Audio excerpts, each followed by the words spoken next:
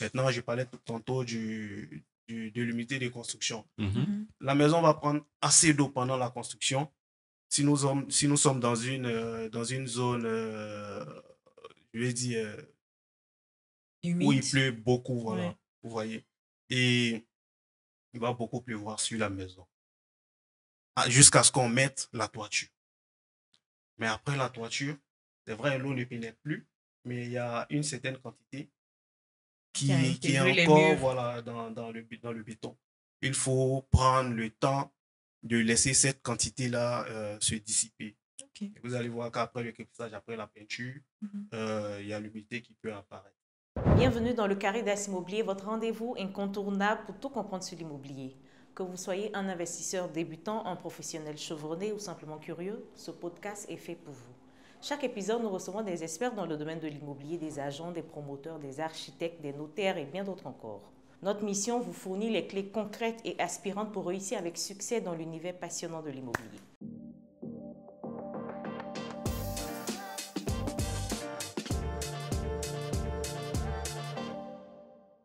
Bonjour à toutes et à tous. Alors, nous sommes très heureux de vous retrouver aujourd'hui pour un énième épisode du Carré d'As Immobilier.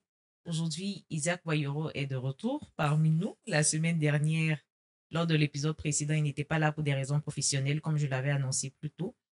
Et aujourd'hui, nous sommes en compagnie de Monsieur David Haï. Monsieur David Haï, qui est le directeur de Humidit Expert, qui va nous parler d'un virus. Moi, j'appelle ça un virus parce que c'est quelque chose qui nuit franchement dans les maisons aujourd'hui. Et c'est important d'échanger sur le sujet pour que tout le monde soit informé de comment ne plus être confronté à ce truc-là.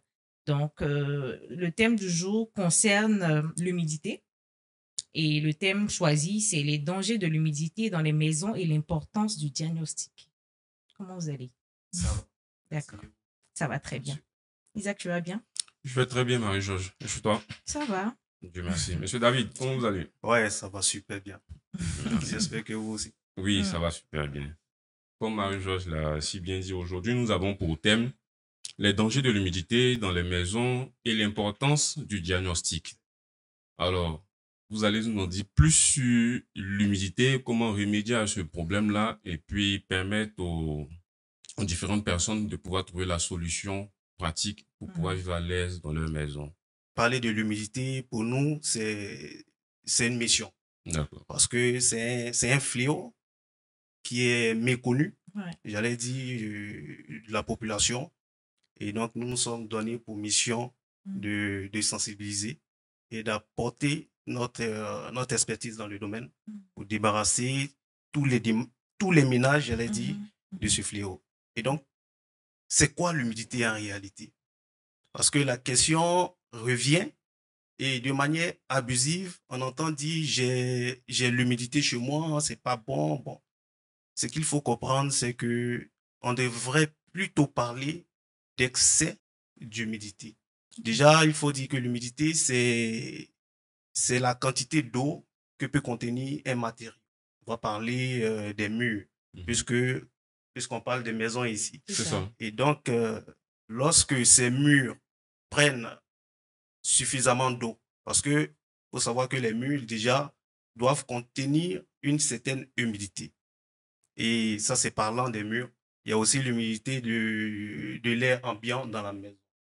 Donc, est-ce que cette humidité est toujours respectée? Et quand est-ce qu'il faut réagir quand on commence à ressentir cet signe? Donc, il faut savoir que l'humidité en elle-même n'est pas mauvaise, mais c'est quand il y a l'excès qu'il faut tirer la sonnette d'alarme. Tout est Et nuit. donc, voilà, tout excès nuit, comme on le Mhm. dit. Et donc, il y a un certain taux à respecter en ce qui concerne les murs et même la température ambiante.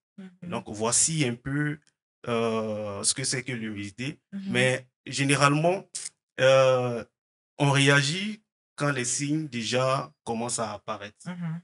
C'est ce qui attire très souvent l'attention des gens, c'est ce qui les pousse à réagir. Mais encore, on va dire Dieu merci pour ceux qui prennent conscience qu'il faut réagir, mais il y en a qui font toujours réagissent avec. pas. Oui, oui, oui, oui. Mais déjà D'accord. aussi, avant tout propos, ça fait combien d'années vous êtes dans le domaine et puis Humidite Expert est situé aussi dans quelle zone? D'accord. Déjà, il faut noter que Midi Expert existe de manière officielle, pardon, depuis 3 ans. Ok. Et nous sommes juste à côté de vous, à la 8e tranche, au Ok. sein de la cité Soleil 2. Ok. Ok. Maintenant, votre année d'expérience dans le domaine? 3 ans. 3 ans. Ah, ok. Ok, très D'accord. intéressant. Ça prouve que vous avez beaucoup combattu contre l'humidité. Effectivement.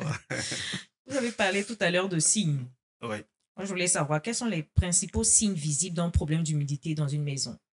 D'accord. Il faut savoir que, je l'ai dit tantôt, lorsque vous voyez des taches jaunâtres sur votre mur, lorsque vous voyez des points noirs qui commencent à apparaître sur votre mur qui était auparavant blanc, Mm.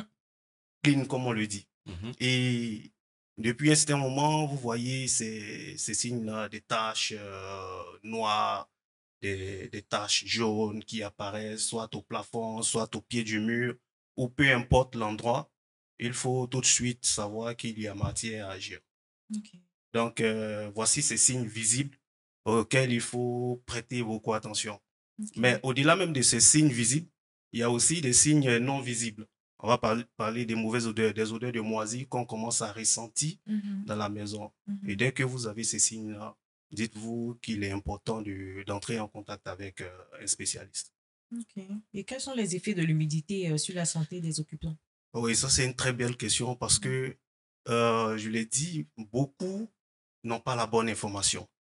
Parce que durant nos différents diagnostics, on, le constat il est vraiment amer. On trouve des enfants, des familles, des personnes âgées dans des conditions qui, qui vraiment sont déplorables. Parce que vivre avec l'humidité, pour revenir à votre question, entraîne de graves conséquences sur la santé. Déjà, il faut savoir que ça agit sur notre système respiratoire. D'accord. Rester de manière prolongée dans une maison qui contient l'humidité attaque, je l'ai dit, peuvent attaquer nos poumons. Ok. Et pour les sujets plus fragiles, ça accélère, j'allais dire, ce processus-là. On va parler des enfants et des personnes âgées Mhm. qui ont un système, je ne vais pas dire un système fragile. immunitaire, voilà, fragile, mais ces personnes-là sont plus vulnérables. Ok. Et très souvent, il y a des enfants qui naissent et qui développent par la suite des problèmes d'asthme. Il y a des insuffisances respiratoires après qui se ressentent. Et au niveau cutané également, l'humidité agit Ah. parce que souvent, vous allez voir des personnes avec des champignons sur la peau. Des Ok. personnes qui ont des boutons, on ne sait pas, mais voici un peu les conséquences de l'humidité sur notre santé. Donc, ça, les fois probable même que ça débouche sur des cancers, ce genre de trucs-là. Oui, c'est fort probable, Wow. comme vous le dites, pardon, c'est fort probable. Cette moisissure qu'on a qu'on peut voir sur les murs, Mhm. le salpêtre, parce que le salpêtre, c'est le sel de la roche, de la pierre. Ok. Donc, quand il y a contact entre cette pierre de manière prolongée avec l'eau, voilà, vous allez voir des poutres, de la poudre blanche Qui sortie sort sur du le mur, mur. voilà, justement. Et ça se propage dans l'air. Ok. Et ces éléments-là, quand ils viennent se loger dans nos poumons, parce qu'on ne contrôle pas forcément ce qu'on respire, Mhm. voilà. Et ça peut développer, comme vous avez dit, à long terme, Des peut-être un cancers. cancer, voilà. Wow. En quoi est-ce que l'humidité peut fragiliser la structure d'un bâtiment? Justement, c'est vrai qu'on a parlé des conséquences sur la santé, Mhm. mais il ne faut pas aussi oublier les conséquences que cela peut avoir sur la structure même de notre bâtiment. C'est ça. Parce que quand on parle de l'humidité, on parle de l'eau.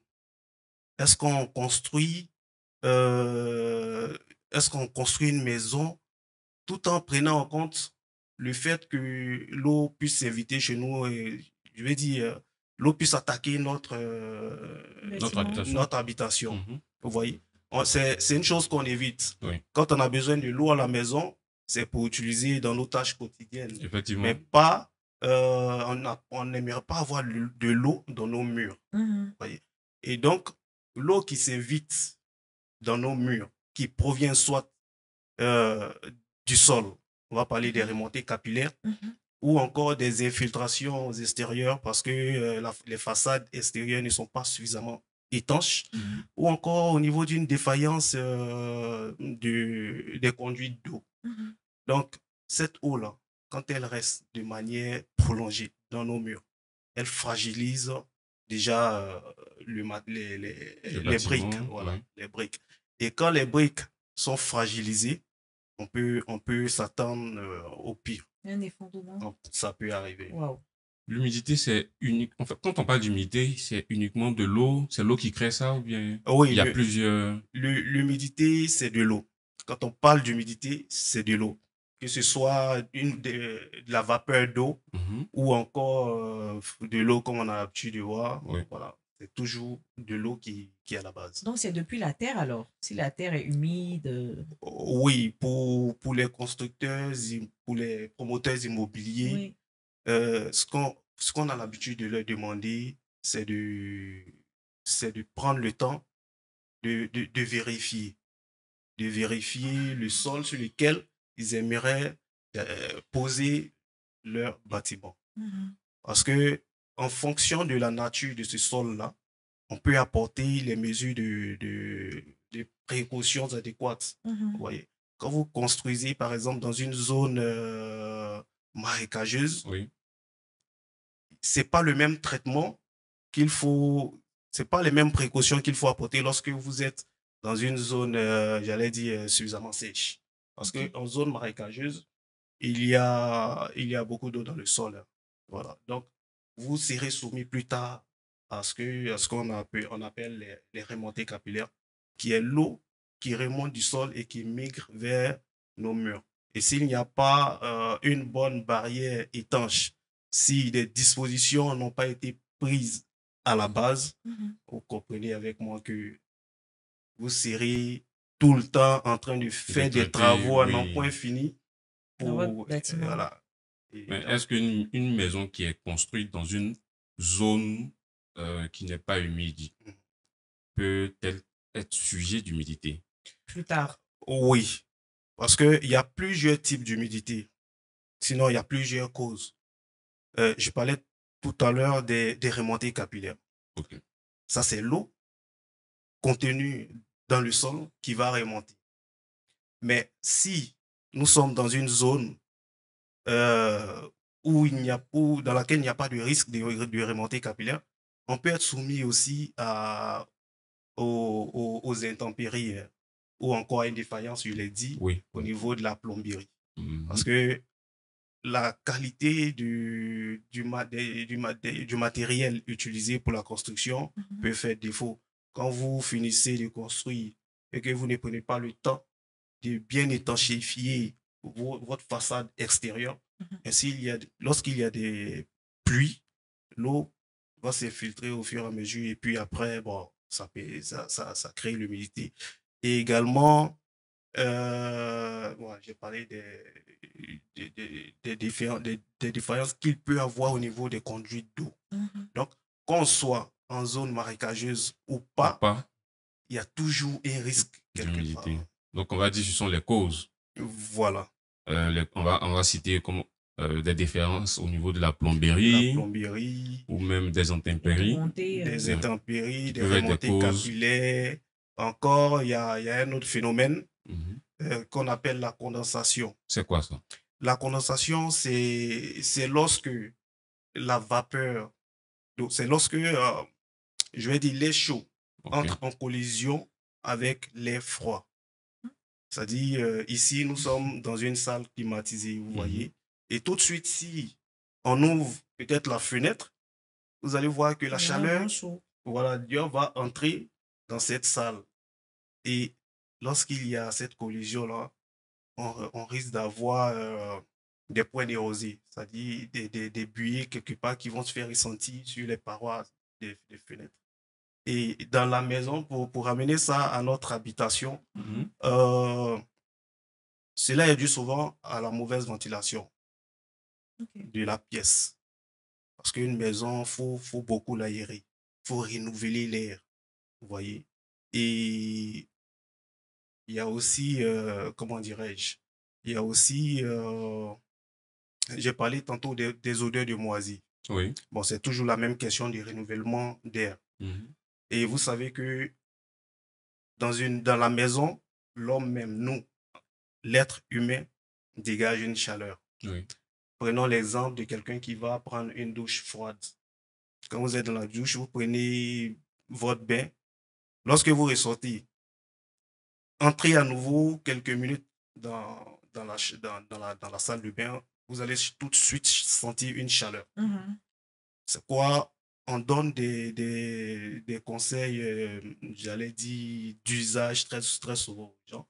Vous dites après le bain, si vous n'avez pas de VMC, une ventilation mécanique contrôlée, pour extraire l'air chaud, ou du moins, oui, l'air chaud, parce que les gens aujourd'hui aiment se doucher à l'eau chaude. Donc, cette vapeur qui tourne dans la douche, dans la salle de bain, après, il faut bien qu'elle saute. Oui. Sinon, vous allez voir même très souvent sur le miroir, on sent des buées. Oui. Et ça, quand ça se pose sur le mur, au fur et à mesure, vous Ça allez crée voir l'humidité. des... C'est Donc, vraiment un virus. Oui, une maison qui est tout enfermée, c'est pas bon. C'est pas conseillé. Effectivement, une maison qui est tout le temps fermée, à la longue, va développer des signes d'humidité. Ça, c'est clair. Ici, je prends l'exemple de cette salle. On la ferme de manière continue pendant un mois.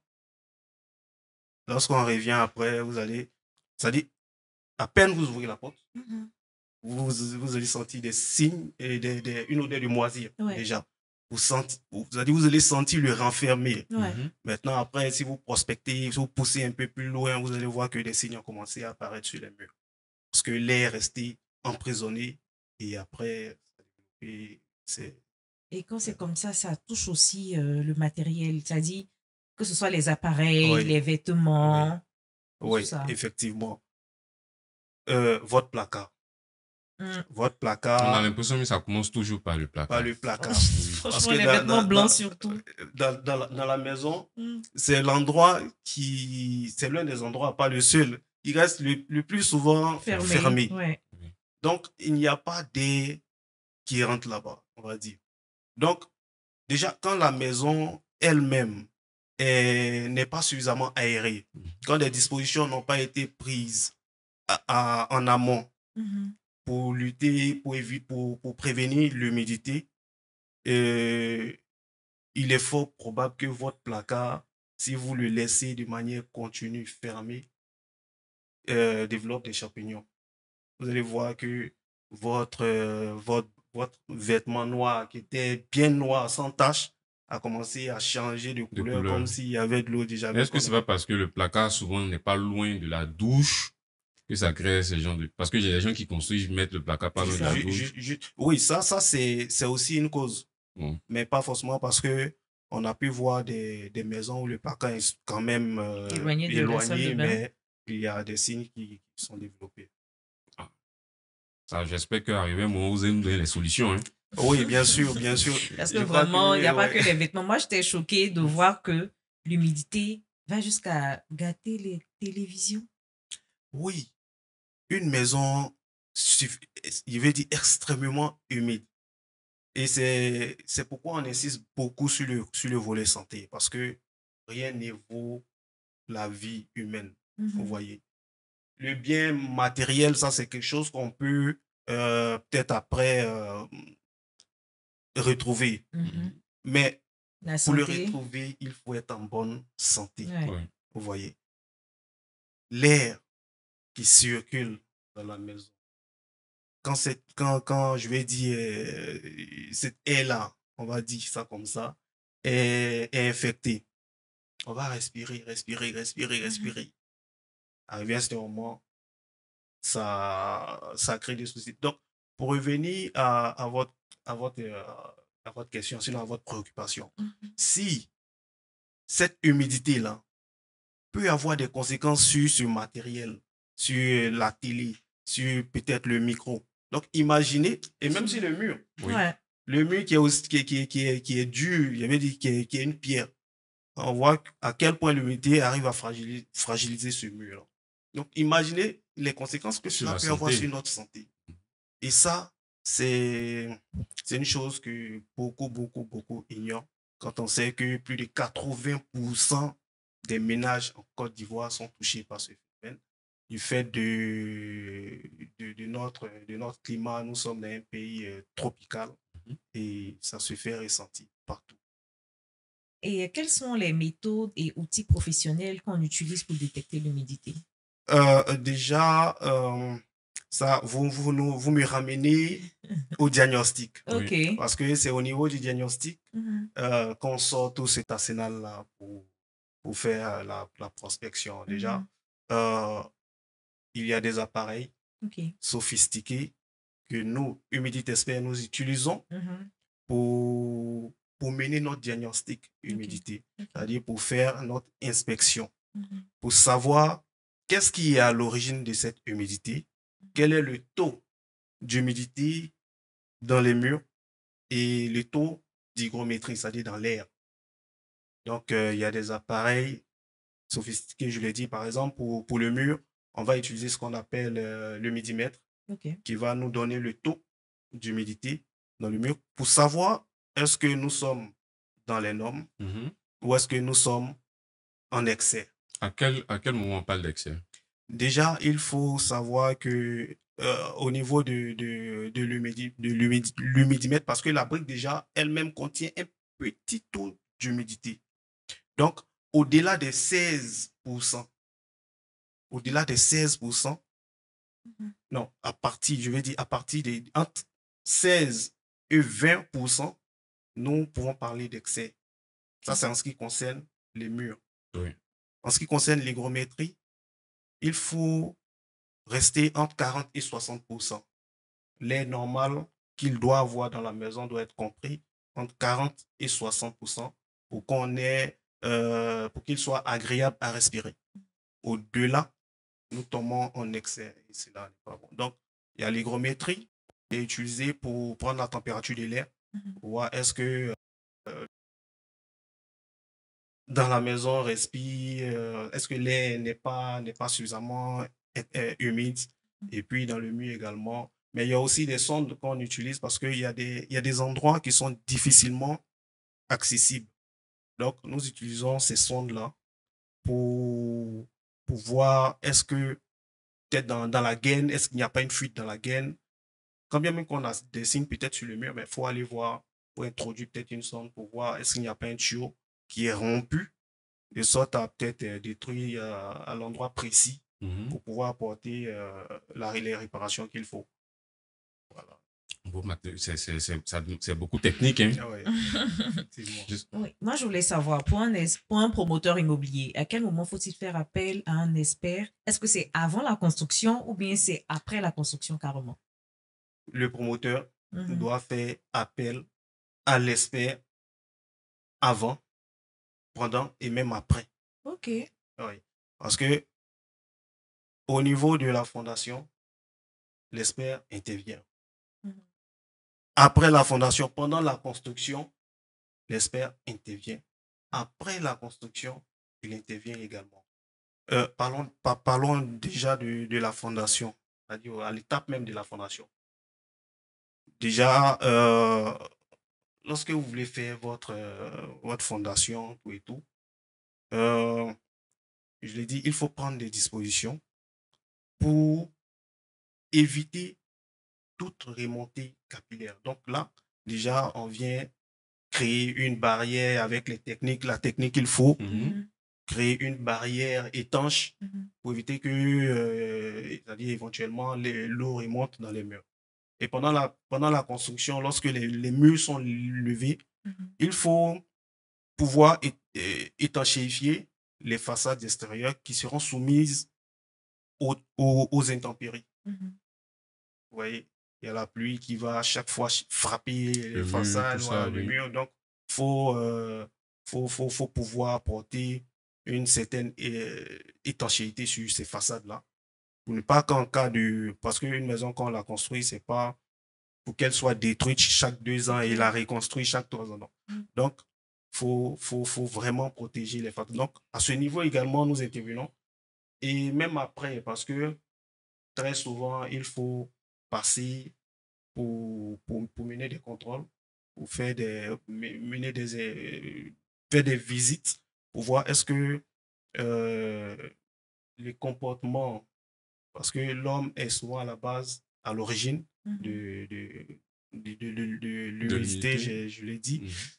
Est-ce que avec l'utilisation régulière de l'eau à l'intérieur, est-ce qu'il n'y a pas euh, je vais dire, des comportements qui peuvent aussi entraîner l'humidité? Donc, on repasse après la construction pour voir si tout est normal, est-ce que tout va bien, et au cas où il y a des choses à rattraper.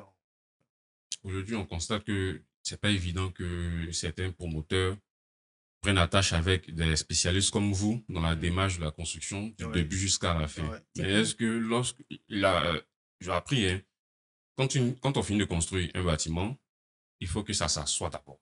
C'est pas. Le bâtiment s'assoit. Voilà. C'est ce que les gens Oui, disent. c'est ce qu'on dit. Mais est-ce que lorsque ça arrive à ce moment-là, ça peut être aussi une cause d'humidité qui démarre? D'accord. Donc, vous parlez du fait que la maison doit s'asseoir. Et effectivement, vous allez voir souvent des fissures qui apparaissent après la construction. C'est ça. Parce qu'en ce moment-là, il y aurait eu un glissement du terrain. Oui. Vous voyez. Il y a eu la fondation qui a été faite, la maison a été levée. Et à cause du poids, il va avoir un léger mouvement. Et si le, le travail n'a pas été fait de manière convenable, le matériel utilisé n'est pas adéquat, il va apparaître des fissures. Maintenant, effectivement il peut avoir des soucis d'humidité parce qu'il y a eu un mouvement, il y a eu un changement. Maintenant, je parlais tantôt de l'humidité de construction. La maison va prendre assez d'eau pendant la construction. Si nous sommes dans une zone, je vais dire, où il Humide. pleut beaucoup, voilà, Ouais. vous voyez. Et il va beaucoup pleuvoir sur la maison. Jusqu'à ce qu'on mette la toiture. Mais après la toiture, c'est vrai, l'eau ne pénètre plus, mais il y a une certaine quantité qui est intégrer les encore murs. voilà, dans le béton. Il faut prendre le temps de laisser cette quantité-là se dissiper. Ok. Vous allez voir qu'après le clipsage, après la peinture, il y a l'humidité qui peut apparaître. Ok. Voilà. Donc, c'est... Lorsque vous faites votre diagnostic avec le matériel que vous avez cité tout à l'heure, maintenant, après avoir vu que la maison a beaucoup d'humidité, le taux est élevé, quelles solutions vous apportez? D'accord. Il faut dire que les solutions sont adaptées en fonction de la nature de l'humidité qu'on peut avoir. Parce que lorsqu'on finit le diagnostic et que les résultats qui sont consignés dans le rapport, parce que je rappelle que après le diagnostic humidité qu'on mène, il y a un rapport qui est rendu après au client. Un diagnostic dure combien de temps? 1, 2 jours? Non, le diagnostic, le temps que peut prendre un diagnostic est fonction de la taille du bâtiment et aussi de sa situation géographique. Parce que si on va faire un diagnostic sur un R+5, on ne va pas prendre forcément le même temps que lorsqu'on fait un diagnostic dans un studio. Oui, donc, c'est en fonction de la taille du bâtiment qu'on peut définir le temps. Vous voyez. Donc, après le diagnostic, on consigne tous les résultats là dans un document qu'on appelle le rapport de diagnostic. D'accord. Et le client, il pourra prendre connaissance de qu'est-ce qui est à l'origine de ce qu'il a tenté de soigner depuis toujours, auquel il n'a jamais pu avoir une solution définitive. Et cela sera accompagné, bien sûr, de son devis. Voilà. La partie. Voilà. Justement, est-ce que c'est pas pour ça même que les promoteurs ne viennent pas vers vous? Est-ce que c'est pas coûteux? Les promoteurs, je vais être franc, Je vais être franc. Bon, il y en a qui ont commencé à comprendre, qui nous Ouais. contactent, mais pour ceux qui n'ont pas encore compris, pour la raison que je sais, hein, ils ne veulent pas beaucoup, ils ne veulent pas dépenser. Ouais. Ils ne veulent pas Ils ne veulent dépenser. pas dépenser. Mais après, l'humidité, ça peut causer aussi l'effondrement de l'immeuble. Oui, parce que faut dire qu'il y a le promoteur Mm. et puis après, il y a les le locataires. propriétaire. C'est ça. Vous voyez. Le propriétaire qui veut construire sa maison va prendre le temps de voir tous les risques autour. Vous voyez. Mais un promoteur, et je ne veux pas indexer qui que ce soit, Mhm. Mhm. le promoteur, très souvent, bon, il y en a qui sont quand même bien, mais pour ce qu'on a l'habitude, on a l'habitude de voir, Mhm. on cherche à aller vite. On cherche à aller vite, à livrer les maisons, et puis, bon, l'acheteur, après, il pourra faire ce qu'il y a à faire pour être heureux. Ouais. C'est ce qu'on a l'habitude de voir malheureusement. Oui. Mhm. Vous voyez. Et donc, je reviens à la question du diagnostic. Oui, oui. Après le diagnostic, on fait en Le fonction de rapport. voilà, le rapport sort. Voilà, le Maintenant traitement, l'étape. voilà. Effectivement, en fonction du rapport. Par Mhm. exemple, si on a fait à des remontées capillaires, le traitement sera forcément différent de lorsqu'on a fait, par exemple, à un problème d'étanchéité des façades ou d'infiltration des façades. Vous Mhm. voyez. Donc, au niveau des remontées capillaires, par exemple, on va, on va procéder, par exemple, à la technique d'injection de résine. C'est quoi ça? D'accord. En fait, Les thèmes techniques. oui, c'est technique. Vous voyez, moi, je vais simplifier pour qu'on puisse Oui, comprendre. oui. Ouais. Je disais tantôt que les remontées capillaires, c'est l'eau qui part du sol pour Mhm. remonter dans le mur. Mhm. Vous voyez, c'est un mouvement, c'est une migration verticale. Donc, l'injection qu'on fait au bas du mur, c'est pour créer une certaine barrière, Mhm. de sorte à bloquer l'eau qui remonte c'est-à-dire dans la base, à Oui. la base en fait, sous le, comment on l'appelle, sous la fondation. Mhm. Donc l'eau qui remontait ne pourra plus remonter, l'eau va rester en bas, j'allais dire en bas, On sous va, la Mhm. voilà, fondation. oui, oui. Ça, c'est la technique de l'injection. Vous voyez. Maintenant, au niveau, bon, quand on fait cette injection, parce que cette remontée-là va créer forcément des conséquences sur la façade, j'allais dire sur une distance sol, plafond de peut-être 0,5. Donc déjà, le mur, la façade est touchée. Donc après l'injection qui est le préalable, il faut maintenant venir traiter euh, la façade qui est touchée là. Donc en ce moment, on va procéder à un décapage jusqu'à une certaine profondeur Mhm. pour pouvoir, si besoin se faire, procéder à une technique d'assèchement.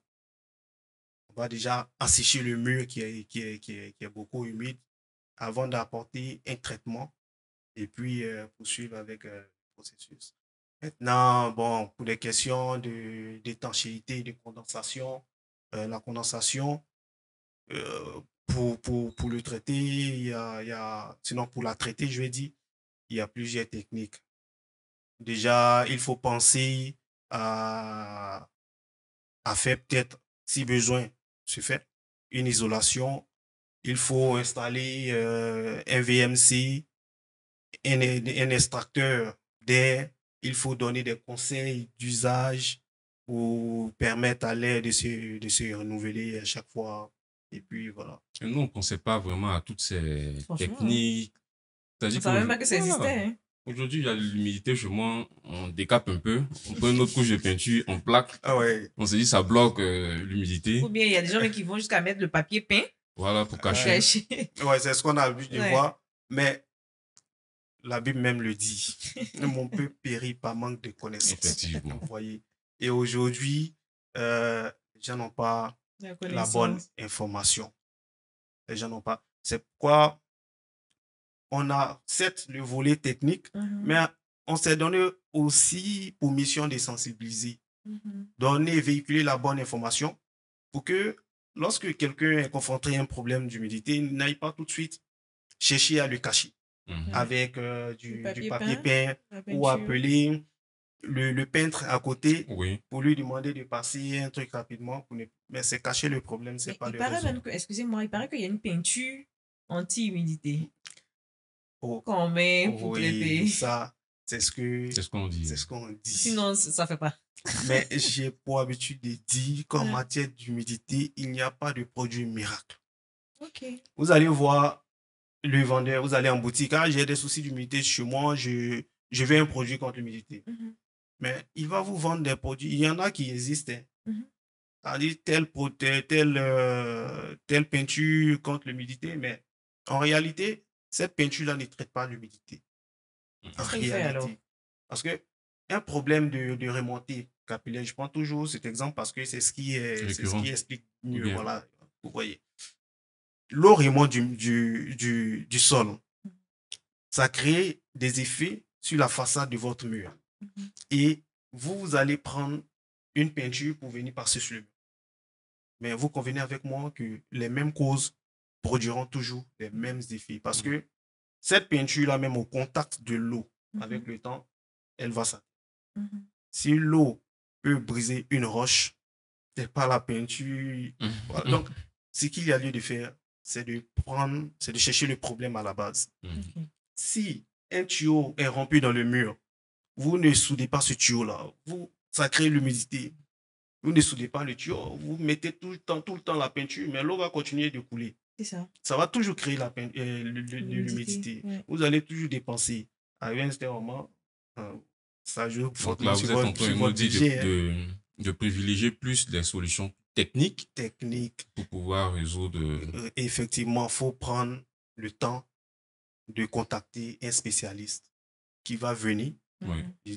Le temps de contacter, je vais dire humidité expert, qui va venir. C'est bien dit. Voilà. Qui va venir vous faire votre diagnostic, qui va passer la maison au peigne fin, fouiller de fond en comble. C'est comme passer votre maison au scanner. De sorte à déceler tout ce qui est problématique, tout ce qui est risque latent. Et en ce moment, lorsque ces sources-là seront retrouvées, on va les régler à la base. Si c'est un problème de remontée, si c'est un problème de fuite, on règle. Si c'est un problème d'infiltration extérieure, on règle. Quand tout ça est réglé, on est sûr qu'il n'y aura plus... je vais dire, la cause est réglée à la base, ça ne va plus créer ces conséquences qu'on peut voir sur le mur. Donc, une fois ça c'est réglé, on vient maintenant faire les réparations sur le mur. Donc, ce que les gens ont l'habitude de faire, ils font juste les réparations, mais ils ne vont pas à la source pour régler le problème. Ils ne vont pas en profondeur. En profondeur. Et ils vont tout le temps dépenser, mais nous sommes bien contents parce qu'à la fin, on nous appelle. Ils vont vous appeler. Moi, je voulais savoir, bon, on a dit tantôt qu'on n'allait pas citer les promoteurs, mais on va quand même citer les quartiers. D'accord. Nous sommes en Côte d'Ivoire, précisément à Abidjan. Est-ce que les quartiers comme Angré-Château et puis Faya, vous êtes déjà allé là-bas? Parce que là-bas, c'est pas bon, hein? D'accord. Est-ce que vous êtes déjà allé là-bas? Est-ce que les promoteurs là-bas vous ont déjà fait appel? Parce que là-bas, c'est trop grave. Oui. On a même des chantiers en cours, comment on appelle ça, à Bata. Ok. Et c'est vrai que c'est récurrent dans ces zones-là. Qu'est-ce qui cause ça, en fait? On va dire Angré-Château, à côté ici. Qu'est-ce qui cause tout ça? Vous voyez, Angré-Château, lorsqu'il pleut à Bobo, lorsqu'il pleut à Bobo, ils sont beaucoup impactés. Parce que il y a une année, on a pu faire le constat aussi, il y a des canalisations qui n'existaient pas, qui faisaient que il y a une masse d'eau qui venait depuis à Bobo sur cette zone-là. Et comme elle n'est pas bitumée pour la plupart des ruelles, donc il y a forcément des stagnations. Vous voyez, aujourd'hui, quand vous demandez à quelqu'un d'aller habiter au château, demandez est-ce que la voie est bitumée, est-ce que c'est pas au fond, parce que en cas de pluie, c'est l'accès est difficile. Mhm. Les ruelles sont fermées par des flaques d'eau. Mhm. Donc, il y a l'eau qui reste stockée longtemps là. Mhm. Et après, ça pénètre au fur et à mesure. Mais ça, c'est un aspect. Deuxième aspect, c'est que la question est de savoir est-ce que les gens prennent réellement le temps de construire dans les normes. Vous voyez. Et ça peut expliquer ce fait-là. Donc, voilà un peu. Mais il n'y a pas que André Il Château n'y a pas que. et Faya. Hein. Oui, il n'y a pas que. Vous Voilà. avez déjà exercé dans quelle zone comme ça? Où vous avez rencontré beaucoup de... Bon, au niveau d'Abidjan ou dans le d'Abidjan. Grand On va Abidjan, dire d'abord d'Abidjan. bon, on a été un peu partout quand même. Mhm. Et les réalités, bon, Sont les mêmes? Ou, pas forcément, ça Ok. diffère. Tantôt, certains ont des problèmes de remontée, certains ont des problèmes de condensation, certains ont des problèmes d'infiltration par façade. Mhm. Ça dépend. Est-ce que aussi, pendant ces 3 années d'exercice-là, Mm. vous pensez que la leçon commence à entrer dans L'esprit des l'esprit gens. des ménages ou bien il y a beaucoup encore à faire? Il faut dire qu'il y a beaucoup à faire. Il y a beaucoup à faire parce que c'est pas encore entré dans les mœurs des, des Ivoiriens. Nous sommes confrontés à ce problème-là. C'est-à-dire lorsque des personnes nous appellent parce qu'ils ont des soucis d'humidité. Et lorsqu'on leur dit, bon, déjà, avant tout, nous devons passer chez vous, faire un diagnostic. Voilà, nous expliquons la procédure du diagnostic. Mhm. Mhm, mhm. Et la partie qui va les faire reculer, c'est C'est quand on leur l'argent. dit que le diagnostic, il est payant. Et naturellement, ça ne peut pas être gratuit. Le diagnostic, il est payant. Donc, ils ne trouvent pas, c'est-à-dire que c'est pas L'importance. normal. Ouais. Pourquoi vous allez juste venir voir et puis on doit payer pour ça? Ouais. Donc, c'est pas juste venir voir. Vous avez été habitué à cette manière de faire qui n'a jamais fonctionné. C'est-à-dire, le peintre, il vient, il regarde, il voit juste le mur et puis il vous dit, d'accord, je vous fais un devis. Et il fait le devis, il vient, il applique ces produits-là 2 semaines après, vous le rappelez. Mhm. Vous voyez. Mais c'est pas ce que nous faisons. Le diagnostic, c'est un travail à part entière. Vous voyez. On vient trouver une source et de manière définitive. Vous n'êtes plus que vous soyez confronté à ça. Donc, Ouais. quand on leur dit, vous devez payer, très souvent, ils reculent. Mais il faut dire aussi qu'il y a aussi le fait que le pouvoir d'achat est faible. Donc, les gens préfèrent faire avec. Ils restent impuissants très souvent face à ces problèmes-là. Vous dites que le pouvoir d'achat est faible. Et ça dit que le diagnostic est coûteux. C'est relatif. C'est relatif. C'est relatif parce que, mais je l'ai dit au début, que rien ne vaut la vie. Vous voyez. Bon, pour quelqu'un qui est dans un studio, qui habite un studio, nous avons essayé d'étudier quand même des cours accessibles à tout le monde. Vous Ouais. voyez. Pour le studio, c'est pas forcément le même cours qui est pratiqué lorsqu'on on a affaire à une 2 pièces, ainsi de Vous pouvez suite. donner une marge de prix? Le diagnostic chez Humidity Expert est à partir de 25 000 francs. C'est quand même prenable. Je suppose que c'est pour un studio. C'est pour un studio. Et pour un 2 pièces. Pour une 2 pièces, on passe à 30 000. Ok. D'accord. C'est Et ainsi raisonnable. de suite. Vous voyez.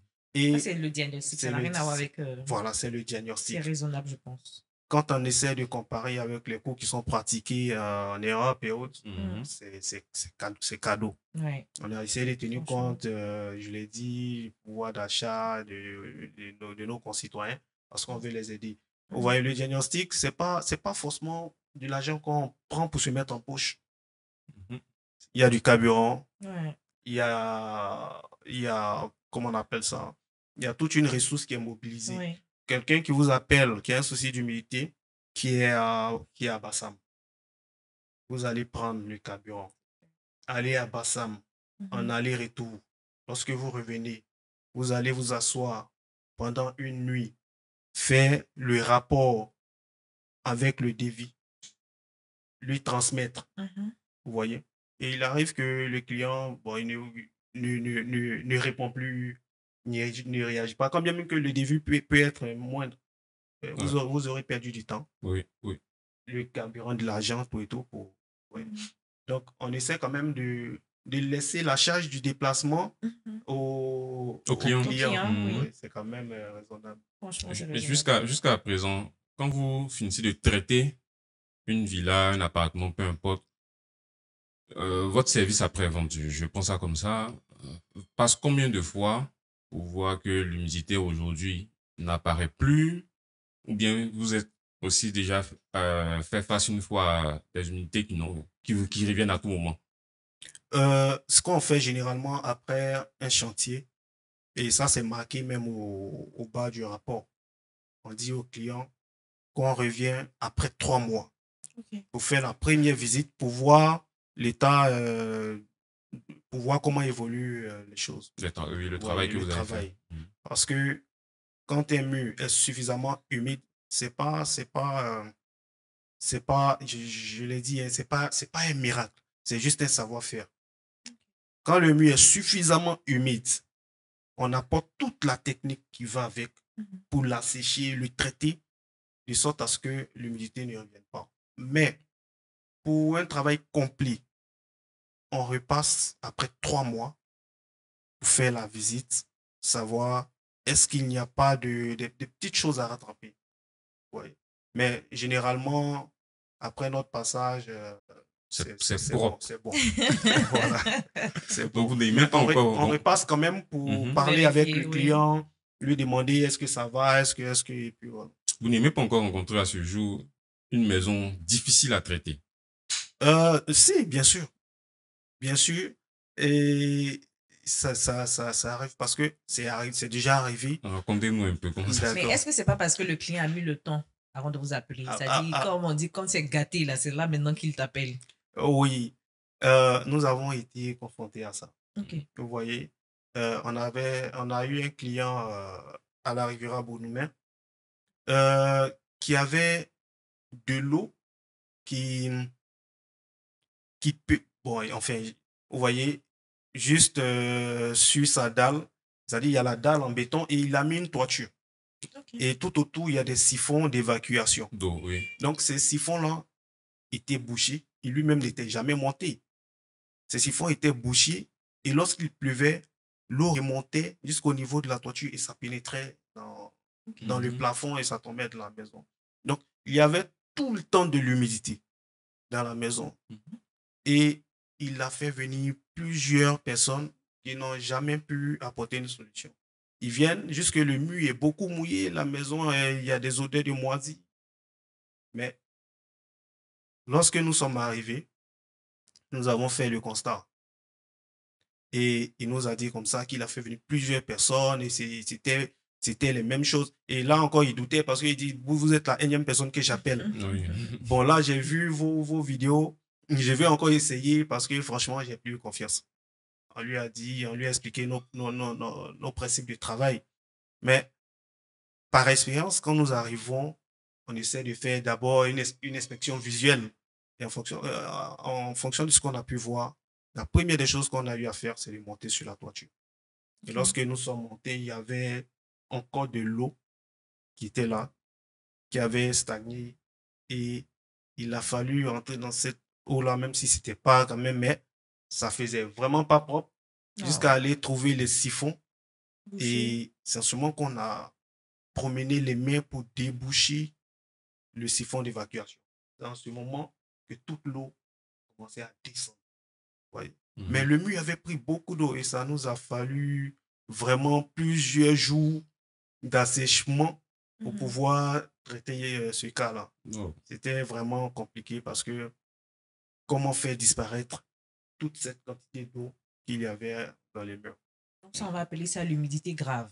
Voilà. Et en c'était cas vraiment d'humidité possible. grave, quel type de technique vous utilisez? Oui, l'humidité grave, comme vous le dites, c'est lorsque le mur, par exemple, a pris assez d'eau. Vous voyez. Et il faut forcément assécher et laisser le temps à cette eau-là de se dissiper.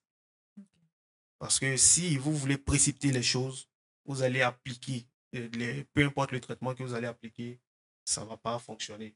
Parce que l'eau serait encore dans ce mur-là. Donc, on prend le temps de procéder étape par étape à cette technique d'assèchement-là. Et au fur et à mesure, on verra que l'eau commence à disparaître et c'est en ce moment qu'on peut procéder maintenant au traitement à proprement dit.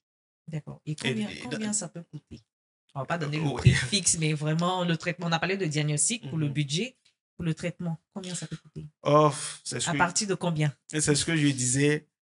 C'est la question que plusieurs personnes posent lorsqu'elles nous appellent. Est-ce que c'est ça ou Oui, affaire je- d'argent? Une fourchette, puis on va Vous voyez, savoir. Une fourchette, pas Euh, forcément le prix à partir de là. Vous avez dit pour le Bon. studio 25 000, mhm. le traitement. C'est relatif. Vous voyez, c'est comme quelqu'un qui appelle, il dit, ah, j'ai de l'humidité chez moi, tout et tout, voici les photos, et combien ça peut me coûter? C'est un piège qu'il faut éviter. Non, c'est pas le même cas. On va dire que c'est Humidity Expert Mhm. qui a fait le diagnostic. Mhm. Après avoir fait le diagnostic, diagnostic, quand on parle oui. de humidité grave, comme je l'ai dit Oui. tantôt, combien ça peut coûter? Com- Ça avoisine combien comme ça? Combien ça peut coûter?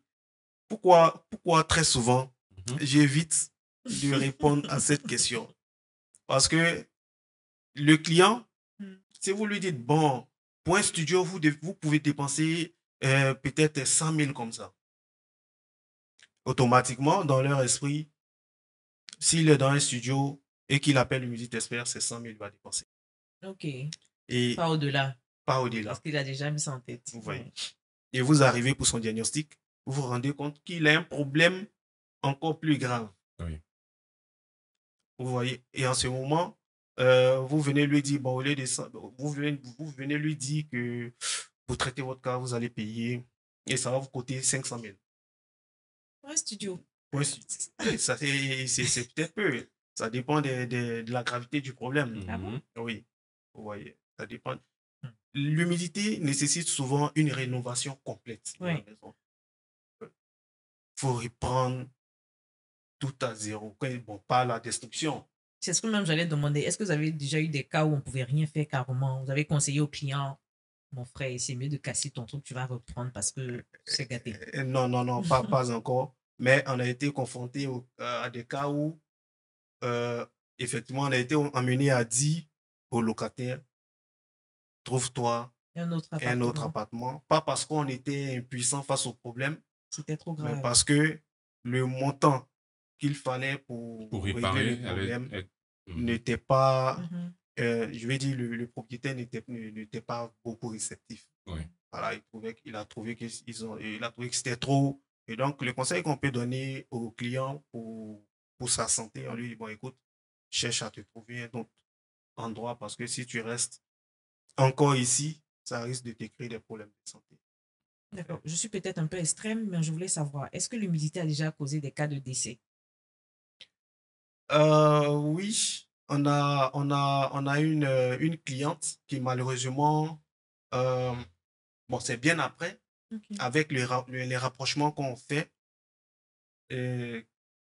qu'ils se sont rendus compte que c'était dû à ça. Parce que ils étaient dans une maison beaucoup humide. Je vais dire, nous avons constaté. Et lorsqu'on est arrivé pour la première fois, déjà, l'odeur de moisi et le constat même sur le mur était vraiment touchant. Et elle avait dit que l'enfant avait développé tout le temps, il était tout le temps à l'hôpital. Il était tout le temps à l'hôpital, tantôt palu, tantôt bon, enfin. Et jusqu'à ce que les choses s'empirent. Mhm. Et puis, bon. Donc, le rapprochement qu'on fait, c'est vrai, il n'y a pas eu d'autopsie, mais avec Ça peut être la son cause. témoignage, les signes qu'elle a pu décrire, il est fort probable qu'on arrive à cet extrême-là. Wow. C'est pourquoi il faut vraiment faire attention lorsque vous êtes confronté à un souci du milieu. Oui. Aujourd'hui, est-ce que le marché est favorable pour vous? Ou bien il y a trop de concurrence sur Euh, ce domaine-là? Non, il faut dire que Humidity Expert est là. Bon, pour ce que j'ai pu constater, est la première du genre qui offre ce genre de service Ce service complet. voilà, de manière professionnelle parce que ils sont plusieurs qui s'improvisent en spécialistes, mais Mhm. en réalité, c'est pas le cas. Vous voyez? Et donc, nous, on va pas dire qu'il y a beaucoup de concurrents, mais il y a des personnes qui essaient encore de tromper la vigilance des locataires et continuent de dépenser pour des choses qu'ils peuvent régler facilement s'ils s'adressent à la personne indiquée. Oui. Comme le cas de votre client qui vous a dit qu'il a eu plein de personnes avant vous. Effectivement, Et plein de est-ce qu'il y a une personnes. formation à faire?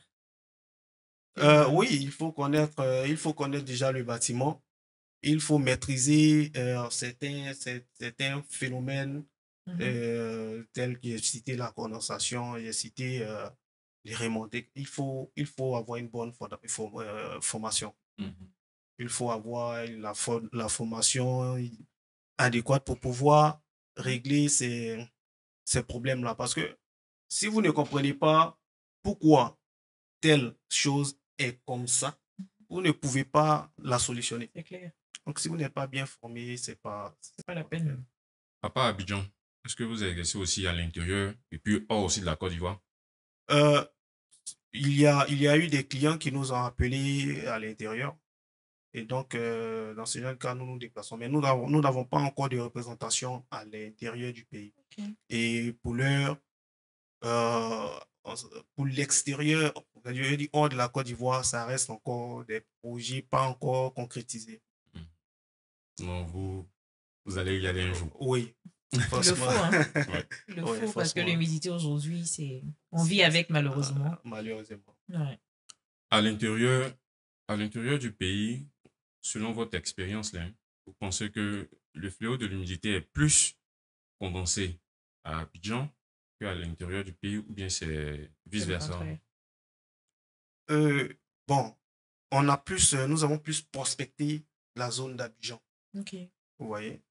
Mais je ne peux pas dire si l'intérieur est si le problème est plus prononcé à l'intérieur du pays qu'Abidjan. Mais pour ce que je sais, c'est qu'Abidjan est beaucoup touché. Parce que déjà, nous sommes en zone, je vais dire, dans une zone où il pleut beaucoup. Mm. Et il y a aussi le fait que cette zone est bon, naturellement humide. Il y a la lagune, Ouais. Parce que quand il pleut ici à Abidjan, quand j'appelle peut-être au village, on me Mhm. dit ça fait 4 mois, on n'a pas de pluie. Wow. Bon, c'est clair que eux là-bas, ils seront. Ils ne Mais seront pas confrontés à ça, voilà, je ne serai forcément. pas beaucoup affirmatif, Ouais. mais je crois que pour ce qu'on sait, Abidjan est beaucoup touché. Est-ce que c'est compliqué, c'est pas bon d'habiter proche de l'eau? Pour ceux qui ont des villas, tantôt qui disent je veux une villa à pied dans l'eau, Mhm. est-ce que ça peut poser aussi des risques d'humidité, ce genre de trucs? Non, c'est pas mauvais d'avoir sa villa au bord de l'eau, mais tout dépend de la base. Mhm. Lorsque vous savez que vous avez ou du moins vous voulez vous construire une maison au bord de l'eau, il faut prendre les dispositions pour ne pas être confronté après à des retours négatifs. Ouais. Vous voyez. Donc, tout dépend de qui, euh, de qui vous engagez pour construire votre maison. C'est ça. Ensuite, si c'est quelqu'un qui s'y connaît, pourra prendre des dispositions nécessaires pour éviter tout ce que cette eau-là pourrait causer Mhm. comme dégâts en matière d'humidité sur votre habitation. Très bien dit. Aujourd'hui, Humidit espère à combien de personnes au sein de l'entreprise? Humidity Expert travaille avec plusieurs personnes. Vous voyez, il y a il y a des jeunes qui, qui ont appris, euh, qui ont fait le BTP. Et comme en Côte d'Ivoire, il n'y a pas de filière, je vais dire, typiquement humidité, Oui. nous essayons de prendre ces jeunes-là et les reconvertir, ou du moins les adapter à la chute de l'humidité. Ouais, donc, nous avons plusieurs jeunes, quand bien même qu'ils ne sont pas tous embauchés, Mhm. mais nous travaillons, nous leur confions certaines tâches, j'allais dire spontanées, tout. Nous les emmenons, un peu comme toute grande entreprise le Oui, fait. oui, oui, oui, Lorsqu'il y a un oui. chantier, vous recrutez des personnes. Mais il y a également des personnes qui ont un contrat au sein de l'entreprise. On va dire il y a 5 personnes qui sont là de manière permanente au sein de l'entreprise. Oui. Et pour le reste du temps, ce sont des personnes Des qui sont contractuels. voilà, des contractuels. C'est bon. Ce qui me plaît, Monsieur David, c'est un jeune homme, Ouais. travailleur, bosseur, qui aussi prend la main des jeunes pour les insérer. Effectivement. Moi, ça me touche bien. Et puis, du moment où le domaine que vous attaquez, c'est l'humidité, il faut dire que c'est pas encore rentré totalement dans les mœurs des Ivoiriens. On Ouais. se contente simplement de Construire. gratter le mur, Ouais. puis faire la peinture, et puis on passe à autre chose. Alors que c'est pas résoudre le problème à la problème, ouais. source. Donc, je vois aussi les vidéos sur LinkedIn. Hein. Ouais, Vous êtes d'accord, ouais. beaucoup actifs sur LinkedIn. Ouais. C'est très intéressant de voir ça. Est-ce que c'est aussi une source pour gagner les clients? Vous trouvez des clients là-bas? Oui, sur LinkedIn, il faut dire que c'est une certaine catégorie de personnes Oui. qui vont Forcément. sur LinkedIn. Ou quand on fait le diagnostic, on recule pas là-bas. Voilà. Là-bas, on ne discute pas. Même si c'est 3 millions, les clients acceptent. Mais faut dire que, ouais, pour être véridique, hein, les gens qui ont beaucoup d'argent discutent beaucoup. Ah bon? Ah bon, hein? Oui, C'est pas le contraire. non, discutent. D'accord. Parce que pour eux, parce que tu sais qu'ils ont de l'argent, donc quand tu les, Donc, tu quand fais tu les exprès de mets, leur voilà, payer. tu fais exprès pour les soutirer de l'argent. Donc, c'est vrai, ils vont payer, Mhm. mais ils vont essayer de, comme on le dit, de creuser dans ton ventre pour voir Mhm. si tu dis vrai ou tu essaies d'extrapoler. Ouais, Mhm, mhm. Mais après, ils comprennent. ils comprennent et ils payent, vous voyez. Mhm. J'essaie de voir, est-ce que tu maîtrises bien ton sujet, Mhm. est-ce que tu vas pas faire comme les autres, Oui. est-ce que, et puis bon, quand ils comprennent Finissent par que c'est ça. accepter. C'est bon. D'accord, moi je voulais savoir, est-ce qu'il y a des obligations légales concernant l'humidité dans les logements en location ou en vente?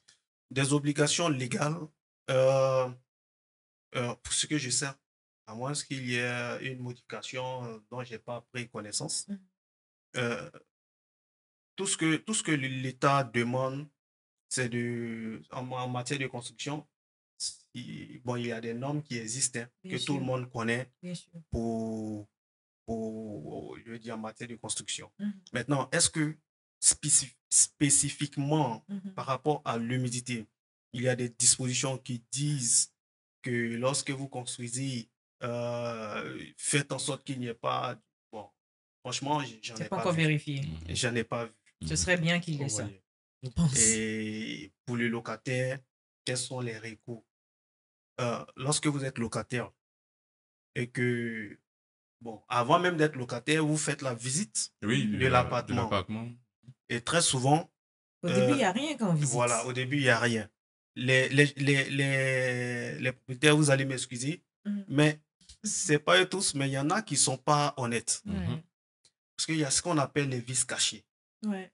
Les locataires, quand ils arrivent, ils ont masqué tout ce qu'il y a comme problème, dissimulé avec peut-être une couche d'enduit, la peinture, tu arrives, tout est clean. Et comme tu n'es pas spécialiste, et très souvent, ils ne se font pas accompagner par un spécialiste en humidité, C'est ça. vous voyez. Et ils arrivent, on leur montre, ouais, le plafond, les murs sont bien, tout et tout. Ils payent la caution. Et 2 mois après, les problèmes ressurgissent. Ils appellent le locataire et le propriétaire ne réagit pas. Donc, ce qu'il y a lieu de faire, c'est de faire des relances Ok. par courrier. Vous voyez, vous relancez plusieurs fois le locataire. Et lorsqu'il ne réagit pas, vous saisissez votre huissier pour constater le problème. Mhm. Vous voyez. Lorsque là encore, il n'y a pas de réaction, mais en ce moment, le propriétaire, quand il ne réagit pas, il se met en danger parce que si éventuellement le client développe une petite maladie d'infection pulmonaire et qu'il associe ça à l'humidité, au fait qu'il y a l'humidité dans sa Il peut maison, poursuivre le il propriétaire. peut poursuivre le propriétaire Mhm. parce qu'il y a des relances Mhm. auxquelles vous n'avez pas réagi. Ouais. Il a saisi son huissier qui a constaté le problème. Donc, et l'hôpital également a diagnostiqué qu'il a, comment on appelle ça, une infection. Donc, il peut vous poursuivre avec ça. Et après toute cette étape-là, le client, pour ne pas mettre sa vie encore en danger en restant de manière prolongée, Mhm. il peut tranquillement déménager.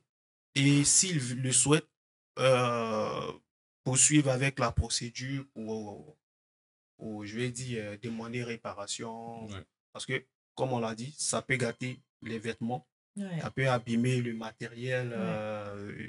Moi, j'ai une anecdote par rapport à ça. Et franchement, ça me fait tellement mal. En 2020, moi, j'ai toujours eu une affection pour les montres hommes. Et il y a une marque de montre que mon père aimait porter. Et j'ai toujours voulu avoir cette montre. Mais je n'avais pas forcément les moyens. Et je lui disais, papa, je veux bien que tu m'achètes cette montre. Il me disait, tu es trop jeune pour avoir cette montre. Mais finalement, en 2020, à l'occasion de mon anniversaire, il m'offre cette montre. Je suis contente parce que non seulement j'ai toujours rêvé d'avoir cette montre, et puis voilà, c'est pas rien. Je sais que moi-même, mon argent, je ne pouvais pas dans le temps. Et il s'avère que en 2021, mon père part, il décède, et c'est le dernier cadeau de mon père. Non seulement il y a une valeur sentimentale, mais l'humidité a bouffé le poignet. J'en parle même et puis je ressens encore la douleur. Franchement, c'est à dire à quel point l'humidité. Donc moi, j'aurais pu porter plainte contre le propriétaire, n'est-ce pas? Et j'allais gagner parce que je peux prouver que c'est l'humidité qui a... Oui, bon, vous pouviez prouver parce que ça saute à l'œil. Hein. Tout de suite, on voit que c'est l'humidité qui a causé ça. Mais est-ce qu'avant, vous aviez relancé le propriétaire pour... Bien sûr. Et il n'y a jamais eu de réaction. Pas de réaction. Donc, à partir du il y a le peigne qui est passé, qui a mis la couche de peinture, comme toujours. Ça n'a jamais marché, après c'est revenu.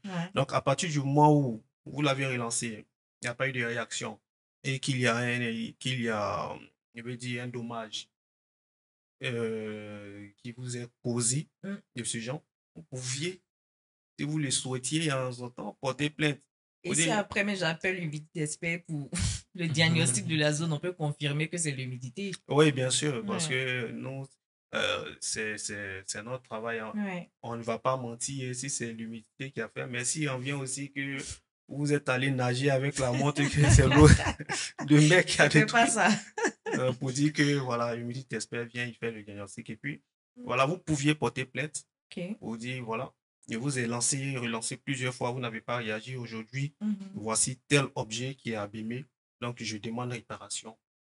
Puis, au suivi de la procédure. Ça. Parce mais que avant, vêtements, tout ça là. Vous faites constater par votre huissier. D'accord. Alors, nous sommes pratiquement à la fin de notre échange. C'était très, très intéressant. Quels conseils pouvez-vous donner, non seulement aux promoteurs immobiliers et aux locataires, et sinon à tout le monde en général? D'accord. Sur l'humidité. Bon, je crois qu'une heure, ça passe vite. Parce qu'il y a tellement de choses à dire sur l'humidité qu'on n'a pas... Bon, une heure, c'est vraiment insuffisant. Mais mieux vaut dire un peu et puis que de ne rien dire. Donc, ce que j'aimerais dire déjà aux locataires, c'est d'éviter de rester de manière prolongée dans une maison humide. Lorsque vous constatez l'humidité chez vous à la maison, je veux dire, lorsque vous voyez des signes sur votre mur, sachez dès cet instant-là qu'il y a matière à agir. Appelez Humidité Expert pour faire votre diagnostic qui pourra vous élucider sur cette question et vous donner des conseils adéquats pour avoir une solution adéquate. Et pour les promoteurs immobiliers, il serait intéressant qu'ils prennent attache avec Humidité Expert dans leur projet. Parce qu'aujourd'hui, lorsqu'un citoyen cherche une maison à habiter, l'une des questions qu'il pose, est-ce qu'il n'y a pas d'humidité? Donc, ce serait plus avantageux pour eux qu'ils aient des maisons sans humidité et ce serait également pour le bonheur des citoyens. Donc, contactez Humidité Expert et ensemble, nous pourrions donner un mieux-être. On peut vous retrouver comment sur les réseaux? Sur les réseaux, sur LinkedIn, sur Facebook, sur TikTok, vous tapez simplement Humidité Expert et vous verrez mon visage. Il n'y a pas de problème. Merci encore. Et nous sommes au 07 14 05 17 17 et au 01 02 95 90 86. Alors, merci beaucoup, Monsieur Ayi, pour ce temps passé avec nous. Merci d'avoir accepté l'invitation. C'est moi. C'était un réel plaisir parce que l'humidité, franchement, moi, je l'appelle un virus. Et Ouais. c'est vraiment un virus. C'est un danger. Ouais, ouais. Mhm. Un danger. Merci à vous et puis Mhm. à nous revoir. À très bientôt. Bien sûr, à très bientôt.